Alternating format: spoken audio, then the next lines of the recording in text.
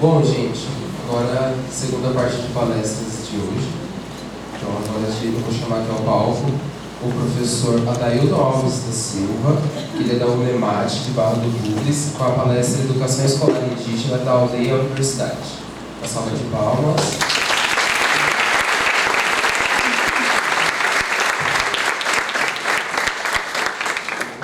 Vou ficar um pouco de lado, visualize melhor. Boa tarde a todos. Boa tarde. Primeiramente, eu queria externar minha gratidão de estar aqui diante de tanta gente importante. E quando a gente está com pessoas importantes, a gente se sente importante também, né? Primeiramente, eu queria agradecer o convite e agradecer a estadia, a volta, me sinto em casa, onde eu estudei um bom tempo, pelo menos 6 anos, então eu fico bastante à vontade aqui, nesse lugar, mas meus momentos em condição de aluno e hoje na condição de apresentar algo que talvez para alguns já conhecem, outros não, mas é um pouco do que eu tenho feito nos últimos 20, 22 anos, essa temática. E eu queria dizer que é uma temática que eu comecei a pensar a respeito dessa temática no mais ou menos no estágio de muitos de vocês que se encontram hoje, né? Escolhendo o tema para fazer o TCC, da graduação, e aí foi quando eu escolhi esse tema para trabalhar ainda na graduação, e de lá para cá eu não tenho feito outra coisa fora desse tema de pesquisa. Então, como já foi apresentado,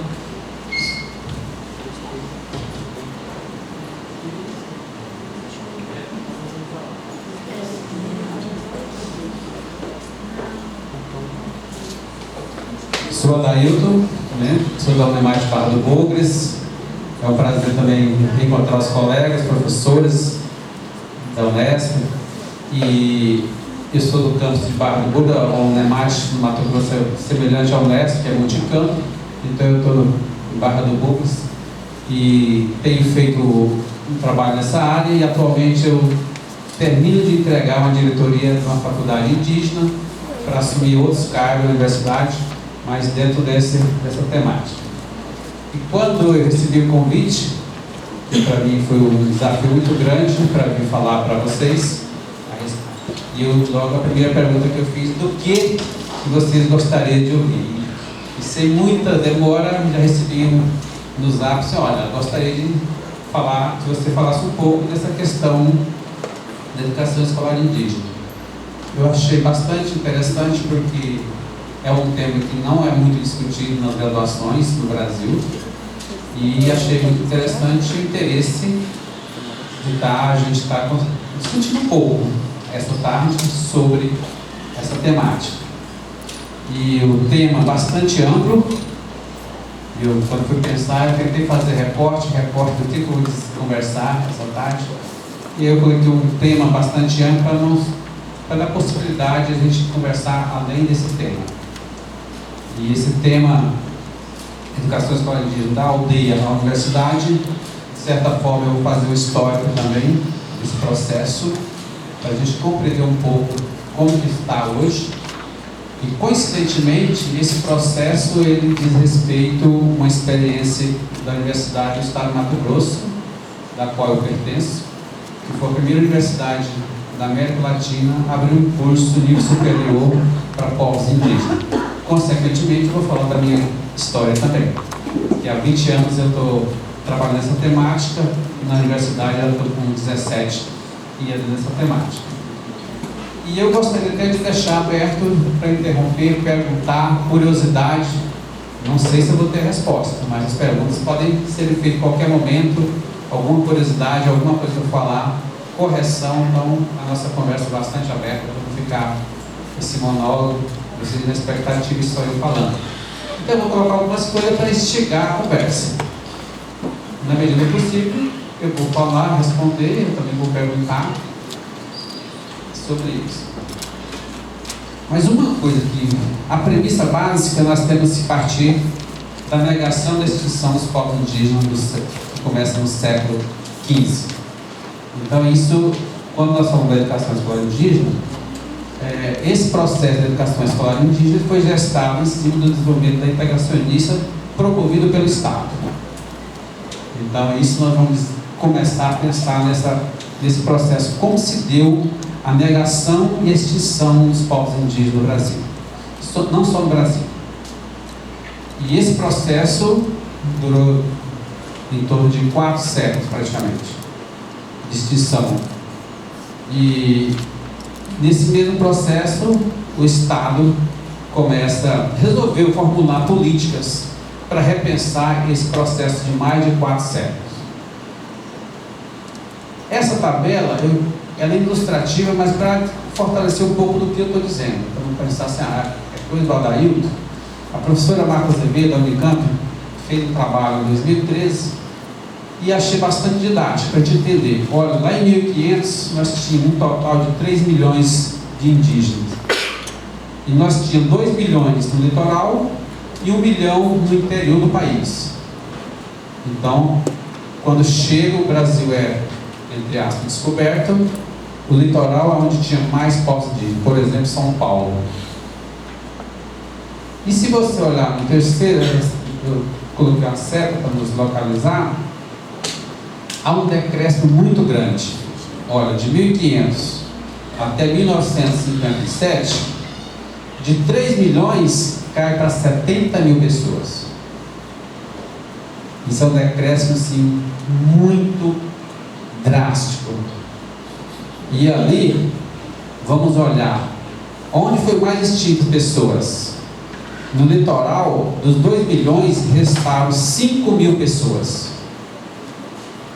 De 1 milhão que estava no interior, restaram 65 mil pessoas.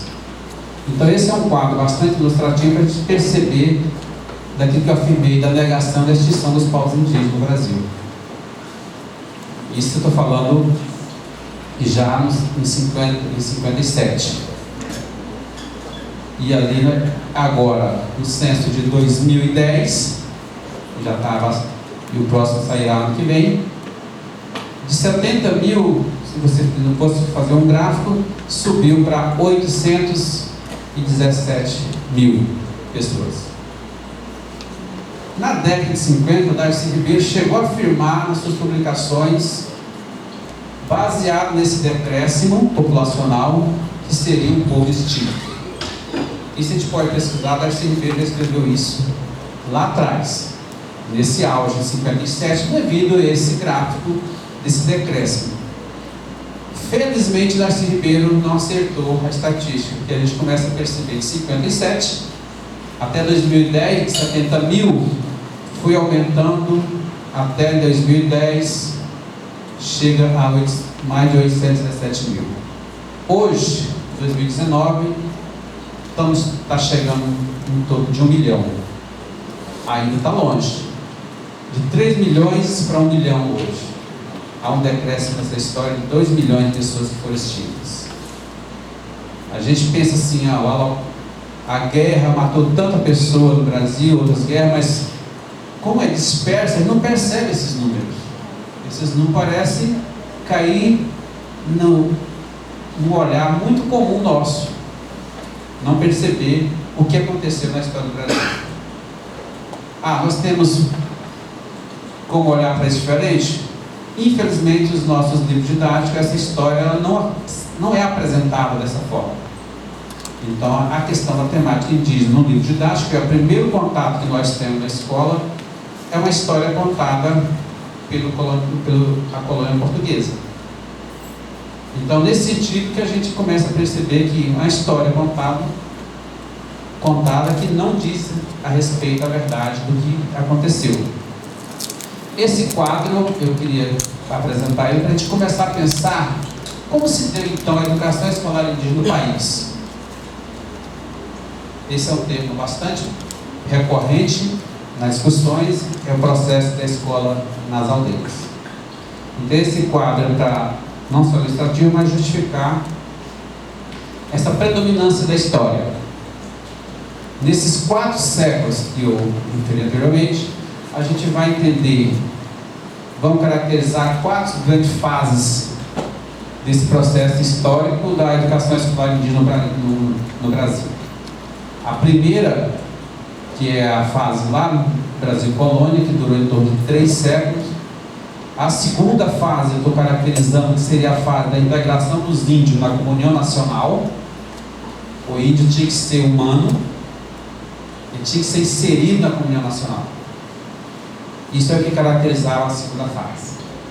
Na terceira fase, começa a aparecer projetos alternativos e política de Estado. E a quarta fase, as experiências de autoria da educação escolar indígena enquanto política pública. Isso eu separei, baseado na literatura da Mariana Caval, que ela caracterizou muito bem isso aí, e que vai diz respeito àquela tabela, aquele declínio. Como que foi? Lá, aquela tabela aparece só o declínio populacional. Mas como que naquele mesmo período a educação escolar indígena estava sendo pensada, se poderíamos chamar de educação escolar indígena naquela época? E esse termo, educação escolar indígena, é um termo novo, e inclusive atualmente ele já começa a ser questionado por outros aspectos. Posso lá no final vou estar enfatizando um pouco. Até aí, alguma curiosidade? Nenhuma? Minha pergunta? Para frente. Primeira fase, Brasil Colônia, que 300 anos durou essa fase. Qual era a concepção que se tinha da educação escolar indígena naquele momento? Eurocentrismo e o índio genérico, sem fé, sem lei, sem rei. Essa era a concepção que se tinha do índio. Uma pessoa que não tinha fé, não tinha lei e nem rei. Ou seja, precisaria integrar uma pessoa na comunhão nacional. Porque essa era a concepção que se tinha dele, do indígena. E a política? Qual era a política desse período? Resumidamente, seria aquilo lá, de assimilar, aldear, porque os povos eram nômades, então precisava juntar. Essa palavra de aldeia não é a coisa dos próprios indígenas. Então, o Brasil precisou aldear, que significa proibir permanecer no lugar. Se tinha que ficar no mesmo lugar, não poderia estar andando. Então, há uma política de aldeamento, aldeamento compulsório. Não é qualquer aldeamento, né? A identidade era negada para poder ser aldeado e era destruída as instituições nativas deles. Essa era a política. O xamanismo, o sistema de parentesco, a organização social, tudo isso era negado. Não era permitido. E qual era o objetivo? Negar o xamanismo. A igreja estava muito forte. Era catequizar. Era um ser humano sem alma. Então a igreja se deu muito a esse desserviço ao povo indígena de buscar catequizá-los. Porque a concepção era sem fé, não tinha alma esse povo, não tinha rei, não tinha lei. Então tinha o objetivo de catequizar e educar para a incorporação ocidental cristã. Essa educação não era educação como nós concebemos hoje. Era uma educação que tinha ler e escrever, que tinha que ler a Bíblia. Essa era a concepção. Então não era educação da maneira que estão falando hoje. Consequentemente, o objetivo era explorar a mão de obra desse povo. Imagina, 3 milhões de pessoas naquela época. A mão de obra, salvar essas pessoas, que era o povo que não tinha alma. Então, se não tem alma, precisava ser salvo para ir do céu. Já imaginou alguém te oferecer alma? Era uma concepção, um objetivo. A educação era tida, educação para o índio, não educação indígena. Essa era a concepção de ensino que a gente faz, eu estou falando 3 séculos, bem resumidamente com esses 4 pilares da história.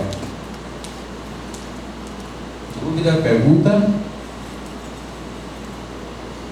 A segunda fase, integração dos índios na comunhão nacional. Eu estou colocando em fase, mas ela não era descontínua, as coisas eram contínuas, não dava para...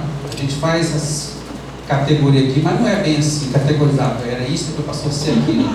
É uma coisa que vai sendo, a história vai sendo realizada e a gente vai caracterizando os períodos para a gente fazer uma compreensão. A concepção na segunda fase era forte, evolucionismo. O índio genérico relativamente capaz, tutelado. E aí, hoje nós ainda temos uma instituição forte, que vocês conhecem, pelo menos pelo nome, que é a FUNAI. Antes da FUNAI tinha o SPI, Sistema de Proteção ao Índio, que era tutelar. Era pessoa incapaz. Então tinha que ter uma instituição que tutelava ele tudo. Era incapaz. Em 71, o SPI ele acaba e surge a FUNAI, que é a que nós temos hoje, na mesma concepção da tutela. E, consequentemente, a concepção era o desaparecimento das culturas indígenas, inevitavelmente. E por isso Darcy Ribeiro arriscou dizer que o povo indígena ia ser extinto. E os dados, números, as políticas, tudo levava para essa direção. A diversidade cultural como recurso. A política continuava da integração e também da negação, homogeneização, e aí começa a olhar o índio genérico, para nós termos uma ideia. Nessa época de 3 milhões de pessoas, nós tínhamos mais de 1.500 línguas sendo faladas no país. Hoje nós temos em torno de 270, 280 línguas. No país, naquela época, era mais de 800 povos distintos. Hoje nós temos 300 povos. Então, a política era de homogeneizar. E essa homogeneização se tornou tão forte que, inclusive, nos documentos das escolas, a gente ainda lê hoje o índio genérico. O termo índio, que muitos de vocês já devem saber porque chama índio, um erro grotesco, mas esse índio genérico ele perpetua até hoje no livro didático, no discurso político, no discurso educacional. Se faz educação para um pouco, serve para todos. Ainda é muito forte essa concepção do século XVII, vamos dizer assim. E a política ainda não tanto, mas ainda tem esse vestígio aí da integração progressiva.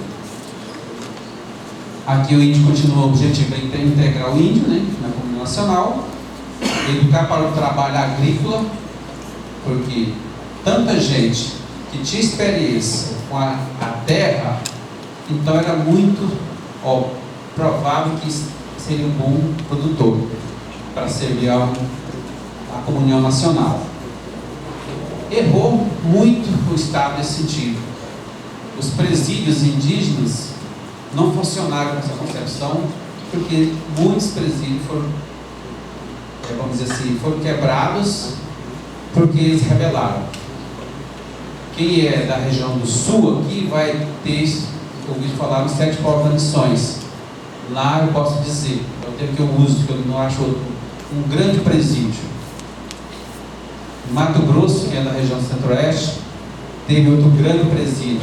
Eu vou falar um pouco desse presídio de Mato Grosso, não vou falar do sul. E em Goiás teve presídios fortíssimos, onde prendia índios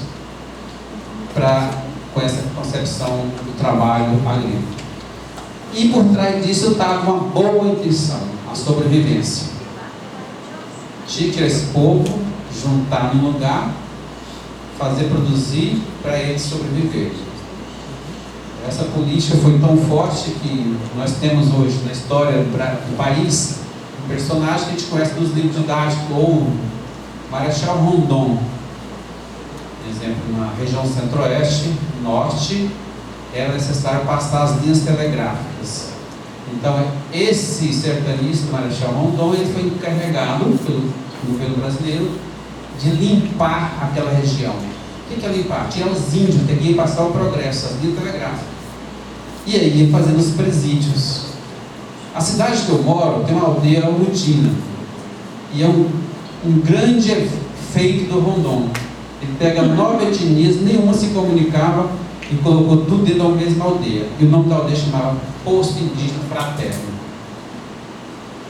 Então isso era um pouco da política nacional, que o progresso precisava ir em direção ao norte. o ensino ainda era pensado, o ensino para o índio. Eu sei o que é o melhor para o índio. Qual é a educação melhor para o índio? Então não era a educação, o ensino com o índio, era o ensino para o índio. Essa era a concepção também. Era obrigatório o uso da língua materna, obrigatoriedade no uso das línguas maternas nas escolas indígenas, a alfabetização na língua materna, o bilinguismo também era o ensino bilíngue. E como não tinha muitas pessoas que entendiam as línguas indígenas, era feito, tinha um personagem que era o indígena, que ele era uma espécie de tradutor. Então a escola tinha um professor não indígena e tinha um indígena para fazer a tradução não, falar a versão na língua daquele povo. O ensino era feito, esse bilinguismo era feito dessa forma. Eu falo em português, o índio que entendia português fazia a versão na língua daquele povo. Era o que era colocado, mas a língua materna era servida só como ponte, porque a necessidade era o português devido à sessão nacional e à leitura da Bíblia também. Isso é a segunda fase. Isso eu estou aqui trazendo algumas imagens de 1922. Isso parecia na terra indígena de Tiariti, Mato Grosso, fica 180 quilômetros da minha cidade, é Diamantino. Lá na primeira imagem dá para perceber as crianças tudo de branquinho e estavam no trabalho. Aqui era como os presídios das crianças iam para a presa e como que eles dormiam. A segunda imagem, o dormitório do internato da Missão Anchieta, isso na década de 60, eu estou mostrando, da Tiariti. Aluno, criança dessa época, hoje eu tenho uma conversa, eu tenho acesso a alguns deles, a gente percebe que é uma pessoa muito abatida psicologicamente. E se eu tento tratar ou conversar sobre esse assunto, ele é negado drasticamente. Ele me fala, não, professor, não quero falar desse assunto. E começa a chorar. Para a gente ter a noção do que o Estado brasileiro fez com muitos e muitos indígenas no país. A gente vê ainda muito forte isso. Eu trabalho com esse povo, um povo parecido, e muitos dessa região onde eu moro hoje, muitas aldeias têm pessoas bem velhas que foram para lá, e lá era proibido falar a língua materna, não podia comunicar na língua materna, só no português. Essa é um pouco da imagem, aqui o dormitório, e ali uma sala de aula, como que era a escola dos Parecidos na terra de Mato Grosso. É uma história, uma imagem que retrata um pouco o que eu disse, o que caracteriza a segunda fase da educação escolar no país. A terceira fase, projeto alternativo à política do Estado. Isso eu estou dizendo já de 1970, que é lá onde no gráfico, na tabela, o declínio começa a mudar. E aqueles números começam a subir de 70 mil em direção aos 817 mil. É aqui, é a curva. É nessa fase. Projetos alternativos e política de Estado. Diferenciação de educação escolar indígena e educação indígena. Esse termo eu gostaria de mais adiante discutir melhor, porque isso é o que foi colocado lá atrás. Diferenciar educação escolar indígena de educação indígena. Educação indígena é aquela educação do povo, internamente. Educação escolar indígena, o que a escola trabalha. Mesmo que esteja lá na aldeia, mas aquilo que é trabalhado na escola. E isso foi lido, escrito. Mediar, por exemplo, define muito bem isso, o que é educação indígena, educação escolar indígena, mas na literatura vai aparecer como antagônicas. Se a gente for ler os documentos oficiais, parece que uma coisa é diferente da outra e são antagônicas. A literatura hoje, a legislação hoje vai mostrar outra maneira, não é essa concepção antagônica. Qual é que era a política? a atuação das ONGs, alianças políticas indigenistas, diferente de política indígena, porque as ONGs começam a entrar. Que política indigenista e política indígena. Quem tinha política indígena era a FUNAI. Indigenista já muda um pouco as ONGs. Por isso começa a ser repensada a escola. E o delineamento das práticas alternativas à política oficial. O objetivo já era articular os movimentos indígenas, construção de currículo específico diferenciado, complementação às do educativo do próprio povo, começa a mudar. O ensino começa a integrar a cultura e a educação visando a compreensão da relação entre o processo cultural vivido pelas comunidades e o chamado saber sistematizar. Começa essa mudança a aparecer nessa fase.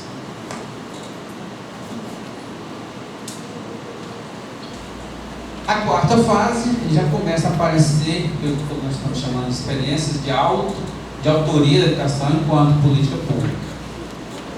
Começa a aparecer a criação das organizações indígenas na busca de autonomia através da política pública.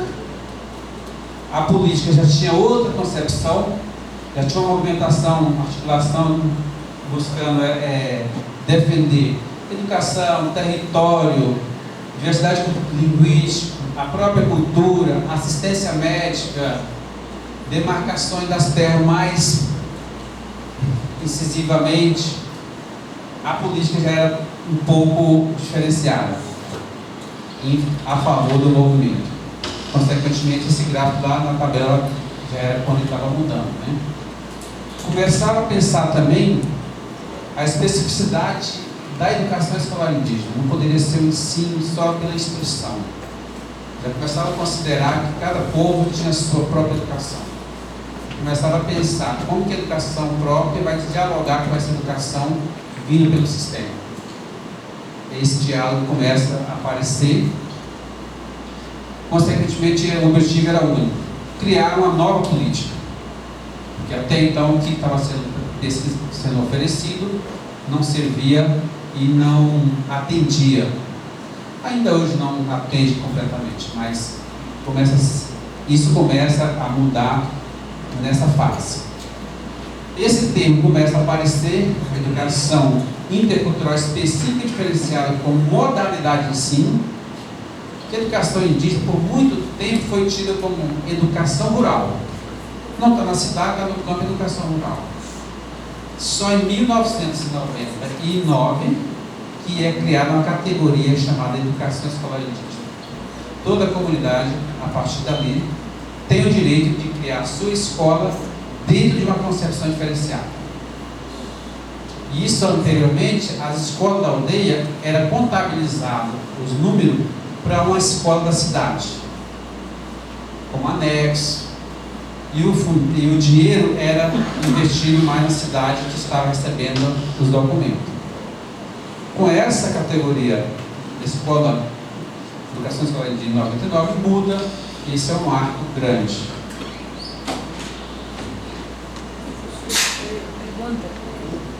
Pergunta agora. Você pode esclarecer qual é a diferença de política indígena e política indigenista? Política indígena é aquele que eu acho que é bom para o índio. Eu estou pensando assim, olha, é bom para aquele povo, eu vou estabelecer uma política. A indigenista, e apareceu aqui das ONGs, é quando começa a aparecer as ONGs indo para as aldeias, ouvindo as necessidades e construindo a partir deles. Então não é aquilo que a instituição acha que é bom para eles.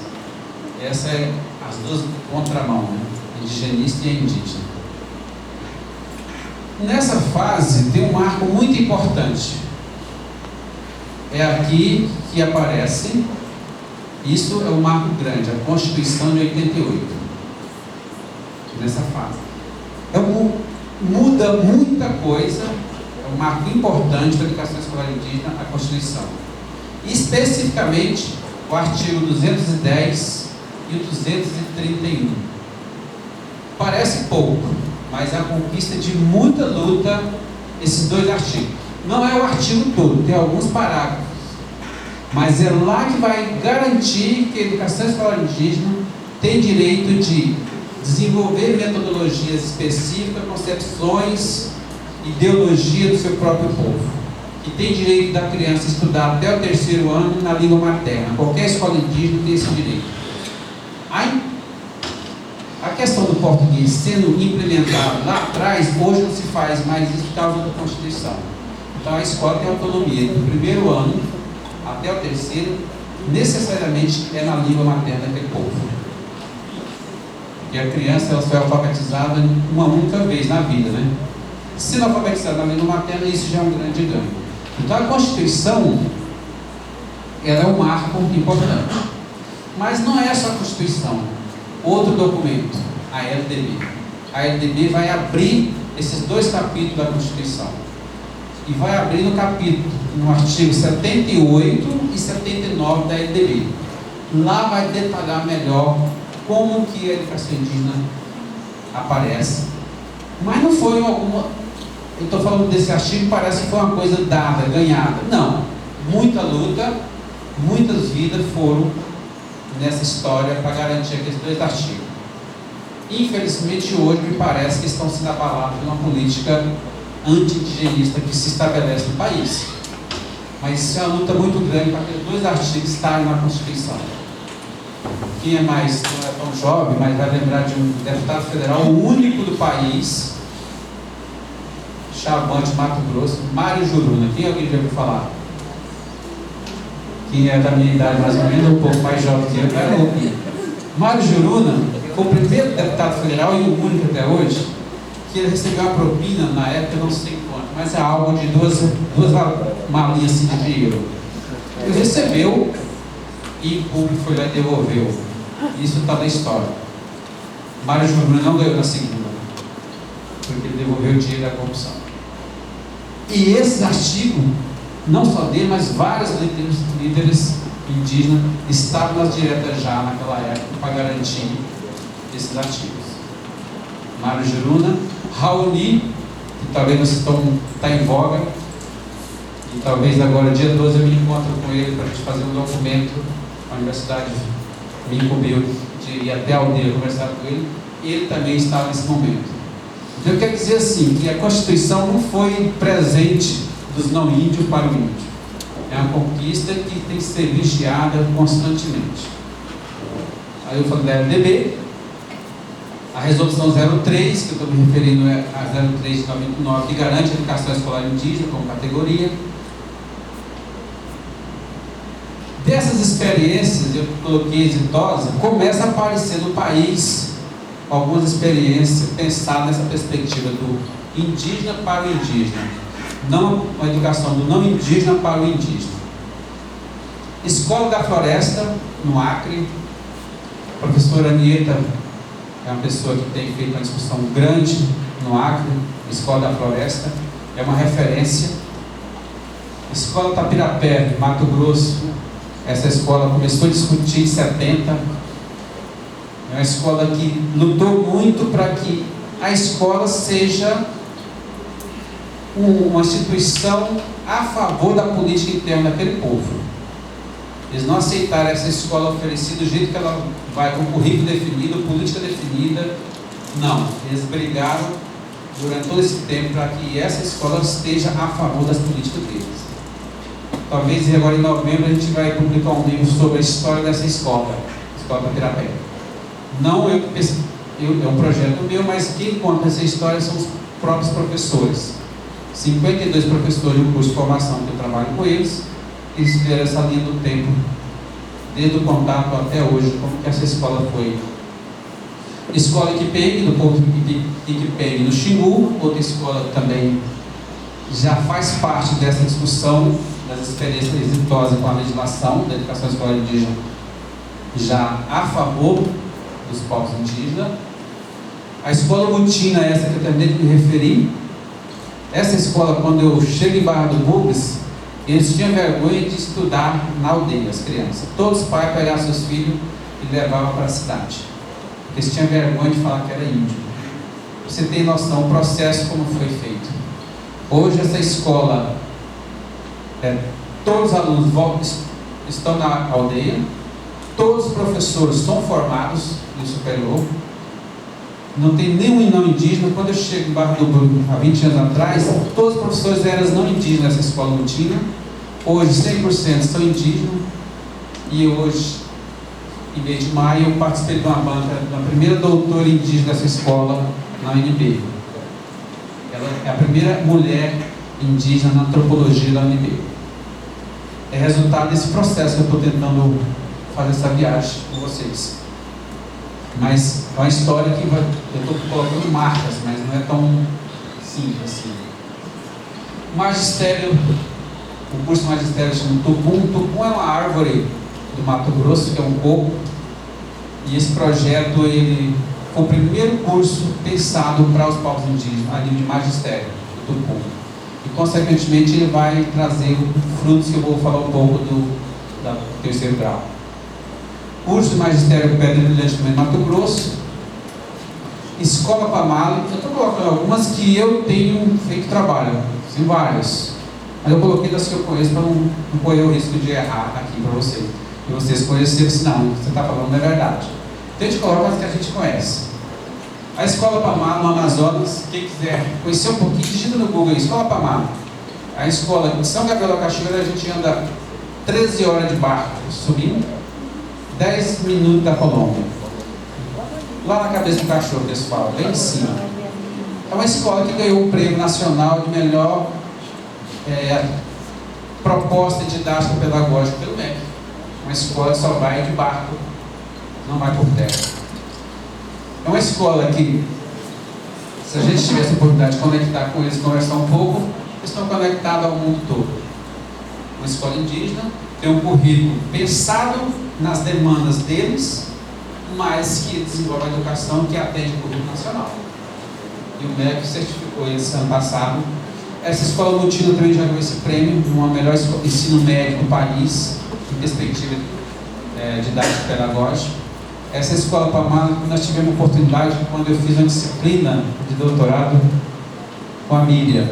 E a Miriam falou assim: tem alguma experiência que você pode relatar? Assim, não, eu não tenho, mas a gente pode conversar com ele. Na aula a gente fez esse link com eles, direto do Amazonas para cá. É uma escola muito envolvida nesse processo. Então, é isso que eu estou chamando de experiências exitosas desse processo de educação escolar indígena. Esse é um livro, a capa de um livro que é um marco também. Isso aconteceu em 97, em Mato Grosso, a Meríndia. E foi convidado para discutir educação de escola indígena pela primeira vez no país, um evento específico. Esse evento, eu estava começando, eu tinha terminado a graduação, terminei em 97, estava começando a entrar nessa questão, e esse evento aconteceu em Cuiabá, e veio povos, liderança do Brasil todo para pensar em educação escolar indígena. E ficou um marco que é o terceiro caminho da educação escolar, é um marco dentro da história da educação escolar indígena na Meríndia. E foi nesse momento que o movimento indígena do Mato Grosso reivindicou o terceiro grau, a graduação específica para os povos indígenas. Foi nesse evento que foi feita a primeira vez essa cobrança para os políticos. Na época nós tínhamos um governador que tinha uma certa abertura para as questões, Dante de Oliveira, saudoso Dante de Oliveira, já faleceu. Ele aceitou o desafio. E lá nasce a gênese do terceiro grau indígena no país. O primeiro curso foi pensado lá. De 97, isso foi um marco, mas só foi consolidar essa ideia do curso de graduação para os povos indígenas só em 2001. Esse processo demorou por quê? Porque, primeiro, precisávamos conversar com todo o movimento indígena do Estado. E abrir um curso, até hoje, dentro da educação indígena, primeiro passo, conversar com as lideranças, para a gente errar menos. Então a gente demorou todo esse processo na universidade, abarcou essa ideia do governo e foi construindo um projeto junto. Em 2001, a universidade ela abre oficialmente um curso a nível de graduação específico para os povos indígenas de Mato Grosso. A primeira turma tinha 20 pessoas que eram de outros estados. 180 era só de Mato Grosso, porque era uma proposta estadual, então a maioria era do estado. E a UNEMAT, e eu estava entrando na universidade, contratado, eu entrei em 99. Eu estava nesse momento, e ali onde a canoa passou na minha frente, eu entrei e ainda estou nela. Em 99 eu entrei na universidade, e em 2001 a universidade abre esse curso. Inicialmente foi conhecido como terceiro grau indígena, hoje nós conseguimos já, em vez de só um projeto, já é uma faculdade. É uma faculdade dentro da instituição, e um pouco do que eu vou falar desse curso, porque faz parte da história. Hoje não é só a faculdade, não é só a UNEMAT que tem curso superior. No estado, no Brasil, uma pesquisa que eu fiz há uns 2 anos atrás, nós temos 27 instituições com nível superior para povos indígenas. Todos os 27 tiveram como inspiração a UNEMAT. Então nós discutimos bastante, nós recebíamos muitas visitas de outras universidades para trocar experiência. Primeiro foi o UNEMAT, depois o Roraima, depois Mato Grosso do Sul, e aí foi Goiás, Rondônia, Amazonas, e foi indo. Hoje são 27 instituições, não vou lembrar de todas. A Faculdade Territorial Indígena Mato Grosso, para a gente ter localidade um pouquinho, ela está ali mais ou menos central. Esse verde mais escuro são terras indígenas do estado de Mato Grosso, e esses pontos mais branquinhos, as gotas d'água, são as comunidades onde a faculdade atinge. Mato Grosso tem 43 povos indígenas, nós já temos atendido 36 etnias desses 43. Então vocês têm a dimensão onde está espalhado os nossos alunos indígenas e atualmente professores. As etnias atendidas, 36 etnias nós atendemos. E nos vestibulares a gente tenta colocar o quantitativo, não é um vestibular aberto totalmente, respeita a proporção do tamanho do povo.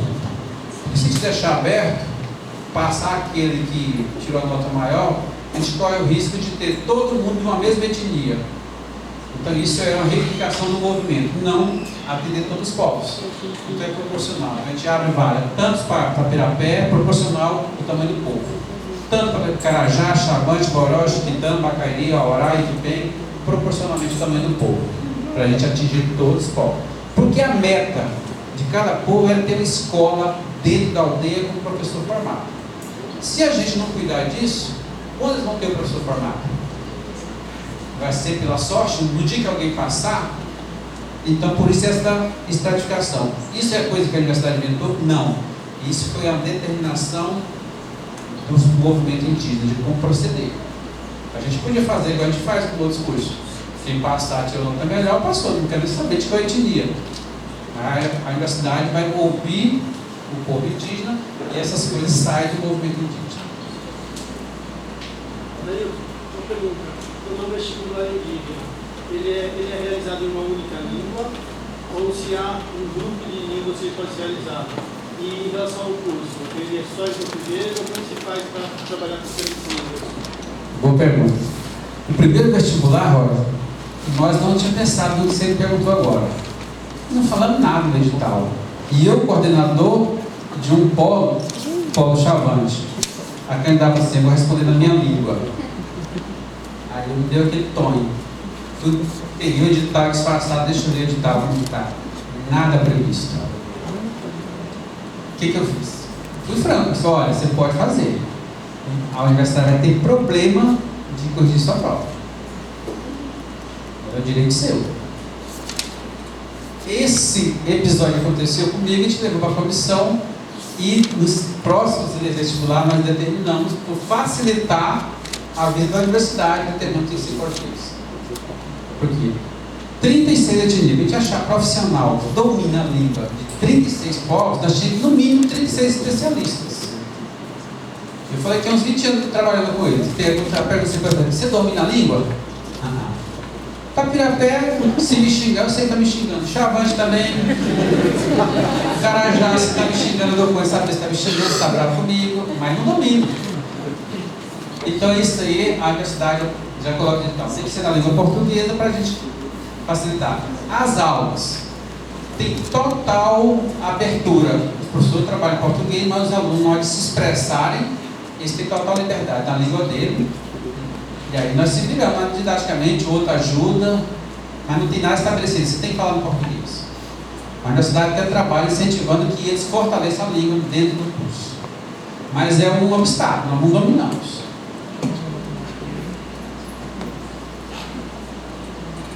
Aqui eu fiz um pouco, só para saber onde que está, mas não vai dar para decorar a imagem. O povo em qual município que está do Mato Grosso, Tangará da Serra, onde eles estão. E o curso da universidade tem 2 cursos. O nome, que é um apelido que chama Pedagogia Intercultural, e a licenciatura Intercultural. Esse curso ele é de 5 anos, e eles trabalham junto até o 3º ano. No 3º ano, subdividem. Tem aluno que vai para o curso Arte, Língua e Literatura, outro aluno que vai para Ciência, Matemática e Natureza, e o curso de Ciências Sociais. Então, é interessante que, por exemplo, tem 3 alunos ou 4 alunos da mesma etnia, é eles que decidem para qual curso que eles vão optar. Não é, e aí a gente percebe fortemente que a decisão ela é coletiva. Eles discutem quais as necessidades da escola deles. Por quê? Eles poderiam muito bem, os 3, por exemplo, optar por um curso, mas nunca vão optar, porque eles sabem que tem que atender todas as áreas da escola. É interessante, tem aluno que vem lamentar: professor, eu estou indo para matemática, mas não é o que eu queria. É porque a comunidade determinou que eu vou fazer matemática, porque a escola precisa de professor de matemática. Se todo mundo fosse para ciências sociais, ia ter professor de história sobrando e ia faltar matemática. Isso é discutido coletivamente. Da mesma forma, os TCCs deles é discutido coletivamente. A comunidade lá, um aluno lá escolheu fazer um TCC sobre bateção de timbó. Timbó, vocês todos conhecem, é uma planta que bate na água para matar peixe. A comunidade vai decidir se ele vai fazer sobre aquilo e o que colocar, porque tem conhecimento do povo que eles não querem que vá para os TCCs e ser complicado. E se cair na universidade, vocês podem ter acesso, vai na biblioteca e baixa, é público. Então tem um crivo. Por exemplo, quando é receita de remédio, eles fazem questão de colocar na língua materna deles. Por quê? Ninguém aqui sabe Chavante. Quem sabe Chavante aqui, sabe? Então não adianta vocês baixar o TCC de quem escreveu Chavante. As receitas, o TCC está em português, mas aonde ele acha que não é para todo mundo, isso é decisão que a universidade respeita, essa decisão do movimento indígena, da educação indígena, escolar indígena. Pergunta: e como é que a banca avalia o que ela não consegue ler?